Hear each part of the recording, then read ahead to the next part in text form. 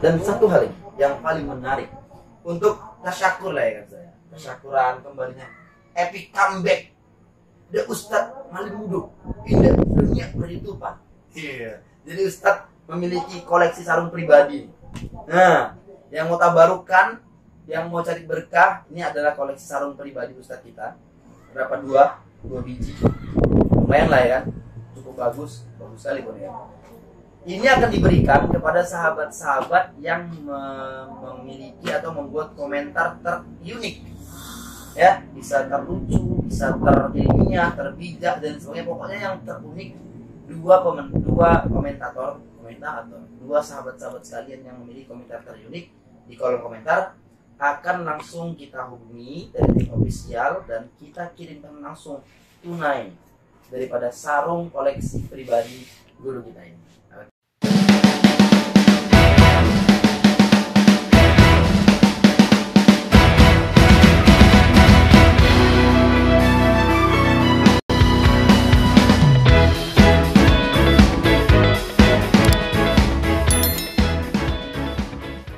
Assalamualaikum warahmatullahi wabarakatuh. Waalaikumsalam warahmatullahi Apa kabar sahabat-sahabat Malim Mudo dimanapun berada, mudah-mudahan selalu sehat dan tetap semangat menghadapi segala situasi dan kondisi saat ini.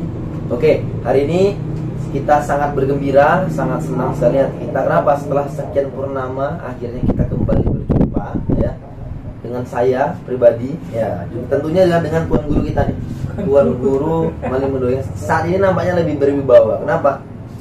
Kalau sahabat-sahabat melihat video-video yang lama, mungkin tahu kalau sahabat-sahabat memang sahabat lama kita ya, sahabat kental kita Ustaz. Mungkin tahu apa yang sudah berbeda dengan kondisi Ustadz kita ini, ya kan? Nanti kalau misalnya tahu perbedaannya silahkan komen di bawah Ustaz. Oke, hari ini Ustaz kita kembali berbincang-bincang ya. Tentunya membahas hal-hal yang sedang menjadi kontroversi, sedang menuai sensasi. Hot-hotnya yang menggelitik hati kita. Nah, Ustadz, ya. Tadi saya ini tadi sore kan, ya kan saya anak-anak muda zaman sekarang tuh suka yang namanya scroll IG, melihat perkembangan, melihat update berita gitu. Nah, walaupun banyak juga yang joget-joget gitu. Ya, gimana Ustadz ya? Karena sekarang ini Ustadz, KFC dan Instagram serta media sosial lain kan itu hampir sama kan, beda sedikit aja. Samanya? Kalau KFC di sana kita bisa dapat atas dan bawah. Iya. Di Instagram, di TikTok juga kita juga bisa dapat atas dan bawah. Oh, gitu. Bedanya cuman di KFC digoreng. Oh gitu. Di Instagram media sosial masih mentah kan. Oh, gitu. Seger pula ya, astagfirullahaladzim. Jadi gini Ustaz, ada satu berita yang menarik ya, menarik dan sebenarnya saya heran juga gitu, kenapa memang berita-berita kayak gini selalu ada gitu. Ya. Ada satu meme yang dikirim ke saya ya, saya tahu lah, mungkin Ustaz juga udah melihat bahwasanya hukum bagi wanita, hukum memakai breast holder. Breast itu dada, holder itu pegangan atau penahan. Ya, jadi penahan dada itu dilarang atau haram dipakai oleh perempuan dalam Islam menurut sebagian kelompok. Jadi BH itu kepanjangannya breast holder. Saya baru tahu sahabat. Iya, Saya baru tahu. Ya saya jadi ya, saya heran juga ya. Jujur saya baru tahu ini kalau BH itu kepanjangannya breast holder. Ya, saya pun bingung kenapa saya tahu Ustaz.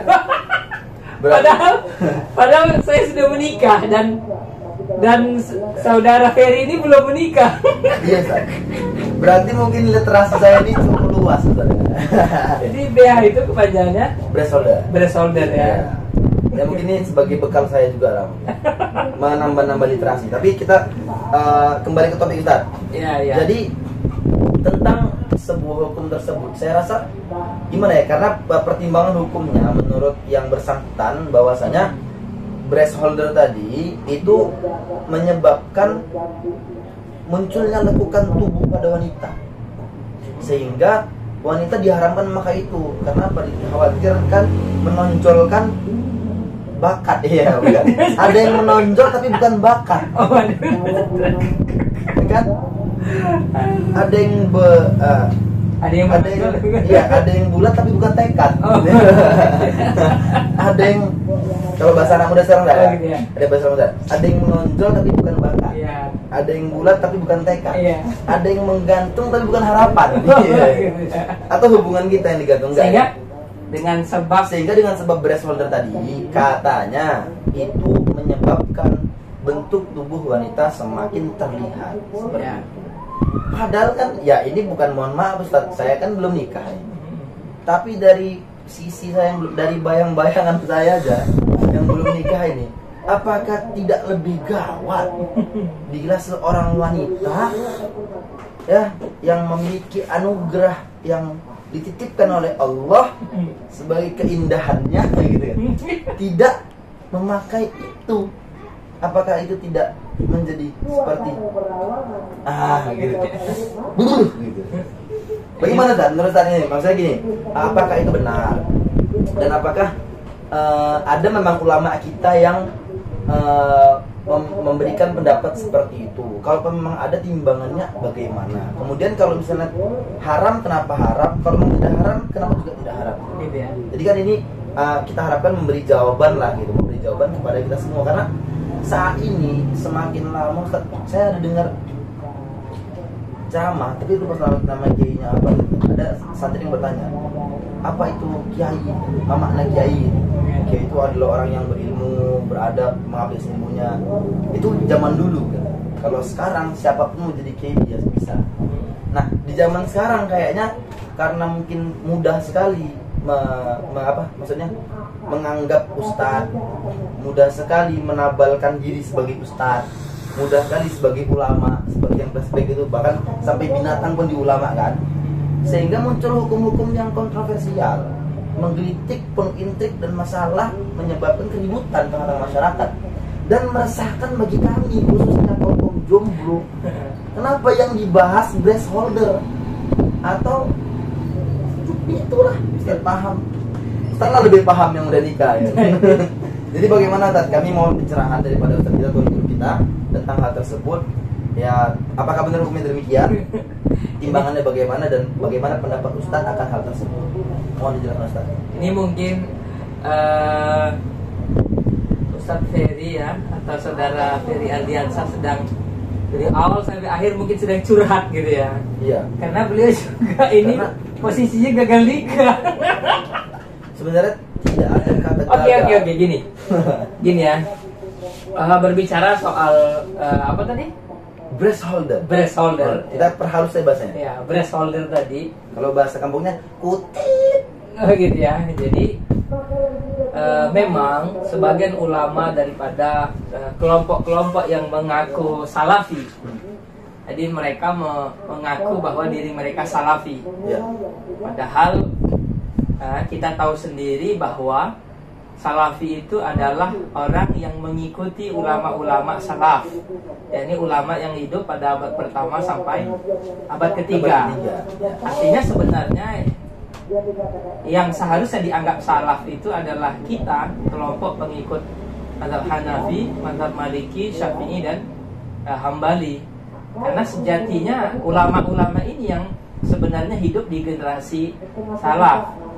Jadi mereka ini sebenarnya hanya mengaku salafi, padahal sebenarnya lebih tepat mereka ini kita namakan dengan silapi begitu. Silapi. Jadi kelompok yang banyak silapnya gitu. Silapi ya. Saja Ustaz. Jadi sangat banyak ceramah-ceramah kontroversial dari mereka. Dulu pernah kita bahas, ada seorang ustadz yang mengatakan bahwa onani di siang Ramadan itu tidak membatalkan puasa. Nah, hari ini ada juga fatwa. Sebenarnya ini fatwa ini mereka ambil dari fatwa ulama atau syekhnya di Arab Saudi, termasuk diantaranya Syekh Utsaimin yang berfatwa tentang keharaman seorang wanita memakai BH tadi, memakai breast holder tadi. Jadi ini memang mereka ambil dari ulama tersebut dengan alasan kalau seandainya nanti dipakai BH tadi akan membuat tonjolan begitu, akan membuat lekukan gitu ya. Sehingga ada Islam garis keras di Somalia.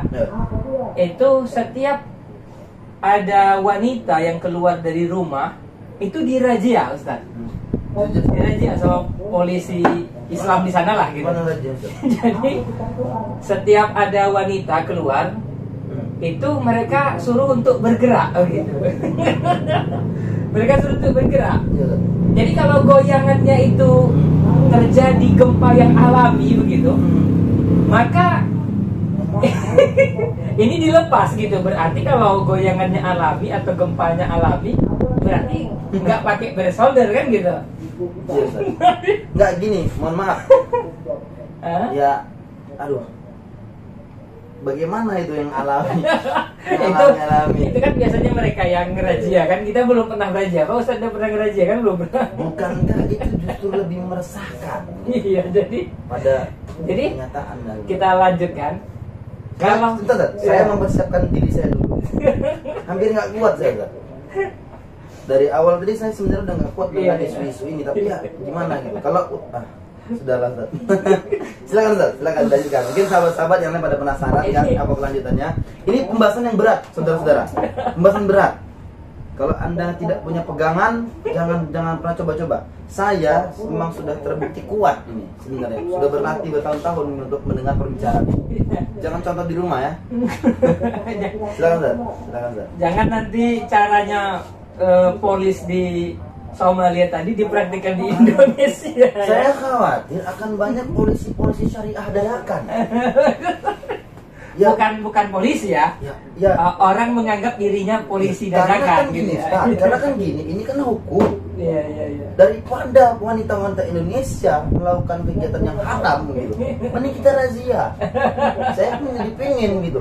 Nanti saya keluar, saya ini aja demi menyelamatkan kalian dari kegiatan yang haram.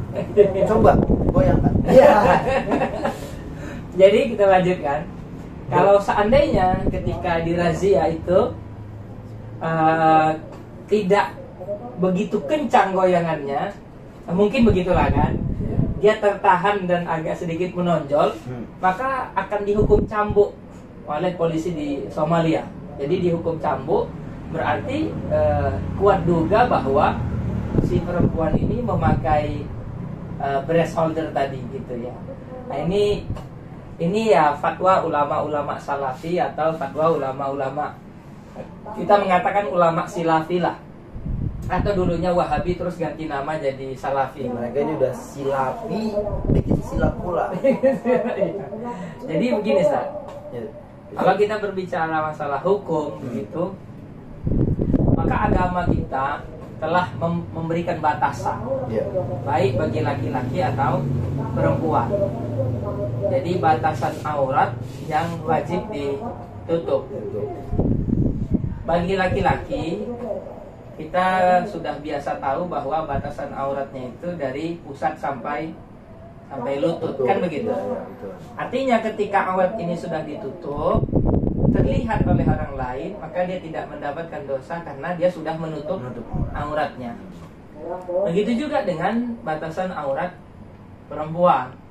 Ketika perempuan sudah menutup batasan auratnya, yang biasa kita dengar ya, bahwa perempuan itu auratnya seluruh tubuh kecuali muka dan telapak tangannya.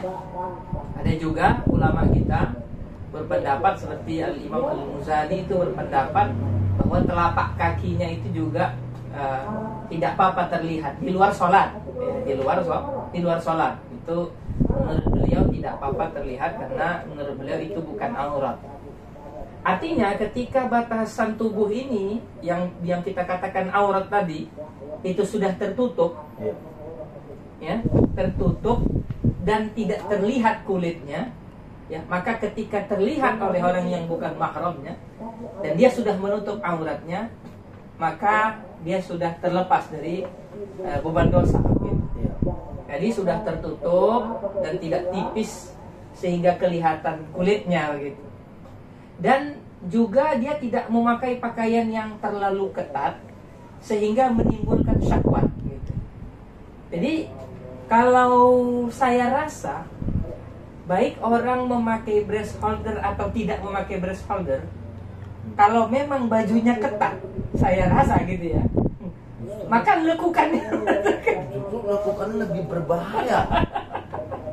iya gitu ya.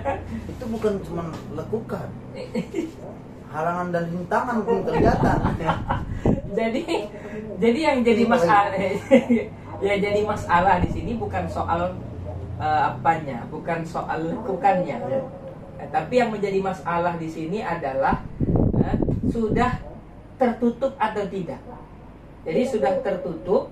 Kalau masalah lekukannya tadi mau pakai breast holder atau tidak, ya, ada orang yang pakai breast holder tapi lekukannya tidak terlihat. Oke, ya benar. Tetapi ada orang yang tidak memakai breast holder tapi lekukannya justru lebih terlihat. terlihat gitu ya. Jadi kalau memang dipermasalahkan bahwa di sini yang dipermasalahkan oleh orang Silafi itu adalah breast holdernya, Iya. lebih mempermasalahkan itu, ya. Banyak pakaian-pakaian sekarang walaupun dia tidak pakai breast holder tapi tetap terlihat lekukannya gitu. Jadi lebih Justru memang Ustaz, mohon izin Ustaz, saya potong. Justru memang tidak memakai breast holder ini adalah budaya barat. Kenapa Ustaz? gitu ya. Iya, karena ada hari tanpa no bra day kalau orang bilang. No bra day. Saya lupa tanggal berapa, tapi ada hari internasional tanpa breast holder yang diinisiasikan perempuan-perempuan barat. Kenapa? Karena menurut mereka breast holder ini justru intimidasi kepada pihak wanita. Itu Iya, pendapat sebagian orang gitu. Feminis lah, Iya. katakan feminis. Kenapa? Karena laki-laki kan boleh nggak pakai apa-apa, berbuka baju. Kenapa? Mereka ingin menyetarakan antara laki dan perempuan. Oh, tapi kalau yang hari internasional tanpa bra tadi kan memang mereka nggak memakai pakaian sama sekali. Bukan nggak mau pakai saat pakai pakaian cuman nggak pakai bra. Gitu. Oh, gitu. Mereka mengkampanyekan nggak pakai breast holder. Gitu. Gitu. Apakah mungkin ada kerjasama yang baik antara keduanya? Apakah ini sebuah konspirasi yang meninggikan kepala? Tapi berarti kesimpulannya seperti ini saya. Bukan perkara nggak pakai atau pakai. Bukan. Kalau saya memandang dari kacamata syariah bahwa ini bukan soal memakai atau tidak memakai Iya, breast holder. tapi pada akhirnya tentang bagaimana kondisi pakaian itu. Ya, kondisi dia memakai penutup aurat. Karena kalau dikatakan breast holder tidak syar'i, memang tidak pernah ada aturan syar'i tentang pakaian dalam. Gitu. Iya, karena pakaian dalam kalau udah katanya tentang breast holder kan berarti dia bagian dalam. Iya. Udah urusan dapur masing-masing. Ya kan yang dibahas dalam, mohon maaf saya juga masih pemula, saya masih awam kan, tapi memang sepengetahuan saya dari beberapa kajian kita, guru-guru kita, yang selalu dibahas adalah tentang bab aurat. Iya, Tentang cara menutup aurat. Iya. Menutup kriteria yang dimaksud oleh syar'i, syarat, batasan. kemudian ya tidak ketat tadi saya. Ya. Walaupun memang ketat itu pun menutup aurat, tapi Ya, ketat yang diharamkan itu apabila terlalu ketat sehingga memancing syahwat dari lawan jenis gitu. Kalau seandainya seseorang memakai pakaian, dia menutup aurat dengan pakaian apa saja, maka dalam prinsip saya tidak ada istilah hijab syar'i, itu tidak ada. Dalam prinsip saya itu, jika seseorang sudah menutup auratnya dengan pakaian apa saja, dia nutup aurat, kemudian tidak menampakkan kulit, ya, tidak menampakkan kulitnya terlalu tipis begitu, kemudian tidak terlalu ketat sehingga memunculkan syahwat, bagi saya itu syar'i. Jadi yang dihukumi bukan pada tidak pakai atau memakainya, Tidak. tapi pada akhirnya tentang memancing syahwat atau tidaknya. Iya, jadi mohon maaf, kalaupun kadang-kadang oke lah pakai breast holder katanya haram, ternyata nggak pakai breast holder tapi lebih memancing syahwat. Iya. Ya sama juga. Sama saja, ya. Berarti justru dia wajib pakai breast holder untuk menahan ya aset perusahaan gitu, supaya tidak terjadi kebocoran data di mana-mana gitu. Karena kan kalau misalnya ternampak itu kan spill gitu. Aduh. Nah, itulah tadi mungkin jangan sahabat-sahabat, mohon maaf saya kayaknya nggak sanggup lama-lama ini karena iman saya kuat, tapi pikiran dan Imron saya nggak kuat ternyata. Yang mungkin faktor kondisi apa namanya, nikah yang tidak jadi gitu. ya itu takdir lah. Tapi ya mudah-mudahan ini sebagai bekal saya untuk menguatkan diri saya menjadi polisi syariah ini. Saya jadi bercita-cita mungkin ke Somalia jadi polisi syariah. Alhamdulillah kan saya kan cukup syar'i, dan mungkin potongan juga ada nih, ya potongan ada, belahannya nggak ada. Jadi itulah sahabat-sahabat sekalian tentang isu-isu yang sedang terjadi saat ini, khususnya tentang fatwa sebagian kelompok yang mengharamkan tentang pemakaian breast holder bagi wanita. Jadi kesimpulan dari Ustaz tadi, yang dihukumi adalah menutup auratnya. Tentang memakai atau tidak memakai, justru kalau memakai breast holder dia memancing syahwat, ya bisa jadi haram saja. Ya. Dan juga kalau nggak pakai breast holder ternyata lebih memancing syahwat atau juga memancing syahwat, ya sama saja. Ya kan? Iya, jadi kalau seandainya pakaian apa saja yang kalau dipakai itu kemudian memancing, dengan sengaja dipakai untuk memancing syahwat lelaki, ya itu haram. Apakah dia pakai breast holder atau tidak pakai breast holder, bagi saya sama saja. Karena ilatnya jadi memancing syahwatnya tadi, ya, menimbulkan syahwat orang. Nah itulah tadi kesimpulan dari Ustadz kita tentang isu yang sedang beredar saat ini. Mudah-mudahan bisa memberikan pencerahan dan jawaban daripada penasaran atau namanya keganjalan dari sahabat-sahabat sekalian, khususnya sahabat Malim Mudo dimanapun berada. Nah intinya sahabat-sahabat, ya kan, apapun pakaian, apapun kondisi baju dan lain sebagainya, tetap kepada hukum asalnya, menutup aurat dan tidak bertentangan dengan norma, juga tidak memancing syahwat, gitu ya. Ya. Jadi nggak ada lagi istilah kalau nggak gini nggak syar'i, kalau lagi gini nggak syar'i, kan? Bahkan mohon maaf, saya cari di Shopee, kan ada breast holder syariah. Langsung dicari sebenarnya. Iya, saya pikir apakah mungkin tidak ada breast holder syariah? Apakah mungkin breast holdernya tertulis kaligrafi atau bagaimana? Ada. Sahabat-sahabat boleh cek di Shopee dengan harganya kayaknya 18.000 tuh kan. Dengan bagaimana mungkin di satu sisi breast holder itu haram, di sisi yang lain terjuallah produk breast holder syariah. Apakah mungkin segala bahasa, apakah mungkin ini konspirasi? Segala bahan barang-barang, benda-benda yang tidak ada label syar'inya, maka itu haram. Maka nanti akan ada gelas syar'i, hijab syar'i, peci syar'i, bakso syar'i. Jadi ya tidak usahlah terjebak dengan istilah-istilah. Kembali ke asal aja. Kalau kata orang Padang Minang, lah sasek di ujung jalan, balik ke Bangka. Gitulah Ustaz. Alhamdulillah Ustaz, terima kasih atas pencerahannya. Mudah-mudahan menjadi ilmu yang bermanfaat bagi kami semua, khususnya sahabat Malim Mudo dimanapun berada. Dan inilah mungkin bincang-bincang kami, ya, saya pribadi dengan Ustadz yang sudah sekian lama tidak melakukan perbincangan seperti ini. Mudah-mudahan bisa mengobati kerinduan hati para sahabat-sahabat sekalian. Dan saya juga mohon maaf sekali apabila terdapat kata-kata sifat, khususnya saya yang menyalih adab-adab, kekurangan adab, karena memang saya masih fakir ilmu, saya masih sangat-sangat awam. Karena berkat daripada bimbingan guru-guru kita, khususnya Ustadz kita inilah saya mungkin bisa berada di titik seperti ini. Apabila terdapat kurang-kurang dan salah, saya mau ingatkan.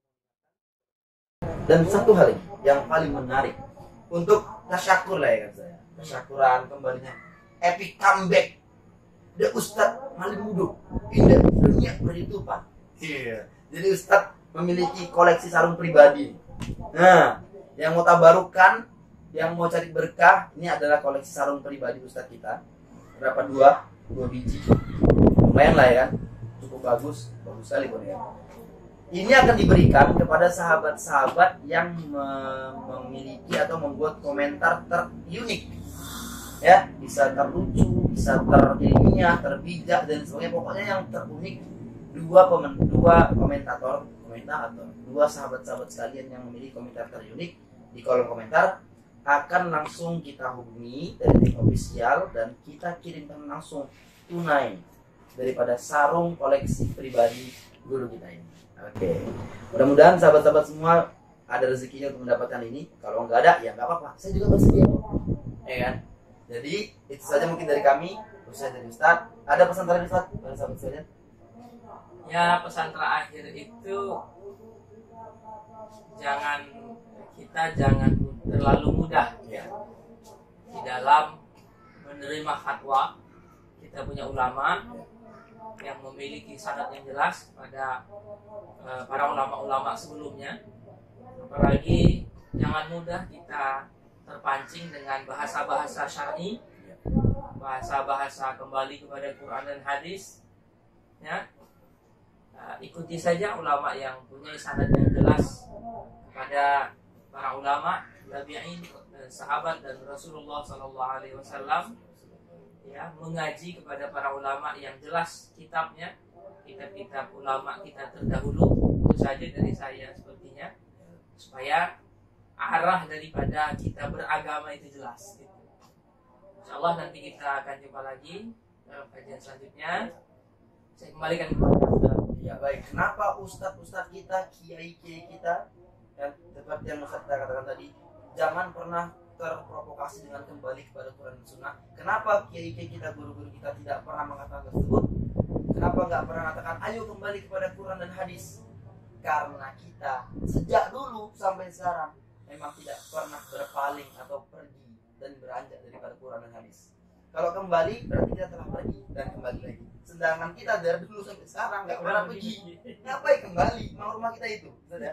Nah maka itu silakan komentar dari sahabat-sahabat sekalian, dan kami juga mohon doa khususnya pada guru kita agar tetap sehat dan kita semua selalu dilancarkan rezekinya oleh Allah Subhanahu Wa Taala. Mungkin hanya sekian yang dapat kami sampaikan pada perbincangan kali ini. Mudah-mudahan sahabat-sahabat semua mendapatkan manfaat daripada video ini. Kami mohon maaf khususnya saya apabila terdapat kesalahan. Kami akhiri. Wallahu muwaffiq ila aqwamit thoriq. Wassalamu